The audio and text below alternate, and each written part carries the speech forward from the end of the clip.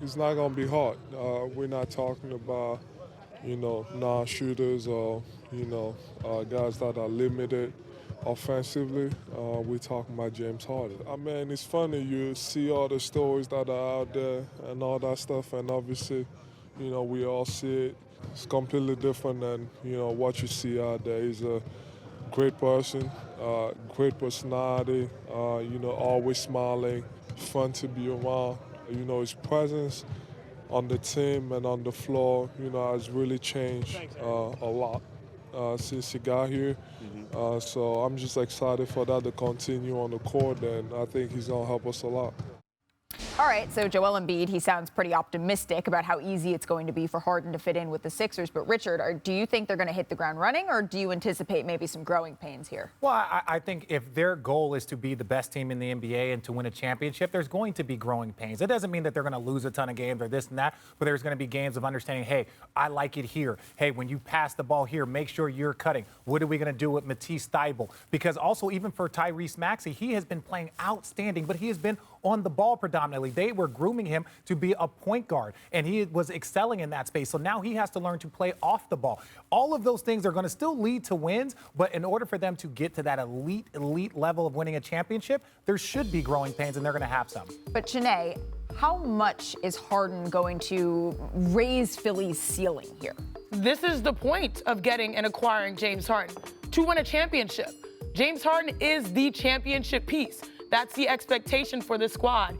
You've got a 1A, 1B MVP in Joel Embiid, and you've got a former MVP that is still in his prime. And a lot of people will criticize the last 2 years, how things went with Houston, how he got out, how he played in Brooklyn, especially right before the trade deadline. Well, the reality is, if you really want to be unbiased about it, he's in the process of reinventing his game.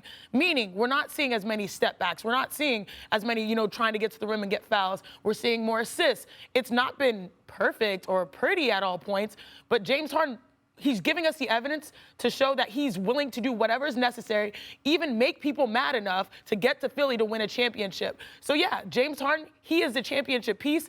We'll see if it all works out. I'm so excited for tonight. I don't know if you guys can tell. I'm thrilled. Big Perk? What was that? You know what else? We looking at those clips, and guess what? He looks skinny all of a sudden, right? All these people that was talking about he looked fat and out of shape, all of a sudden James Harden looks skinny, right? He looks in shape. But that's one thing. You asking for any tips? Here it is, right? Stop it. I knew that was coming. But listen, no, I don't. But listen, here's the thing.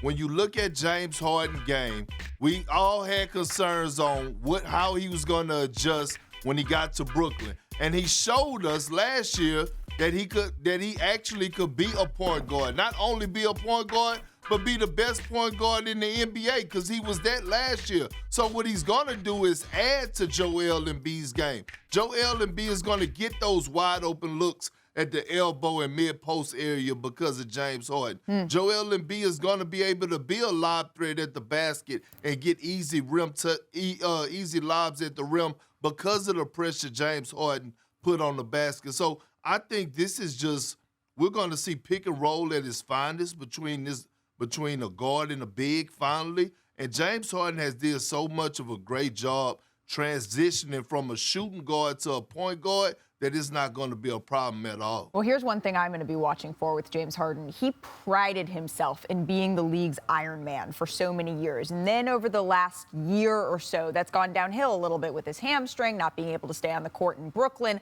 obviously needing some time to get back right before he's making his debut in Philadelphia. He wants to be that guy. He's told me over and over that his teammates can rely on and be out there. If he can keep that, then he's going to have the time to work on his game to build that gelling that we're looking at some of these other teams like Brooklyn, like even maybe Milwaukee with Brook Lopez, who was back out on the court yesterday, but we still haven't seen him in a game. They may have the time to gel that some of their competitors, say for those goons down in South Beach, may not have that time. Thanks for watching ESPN on YouTube. For live streaming sports and premium content, subscribe to ESPN+.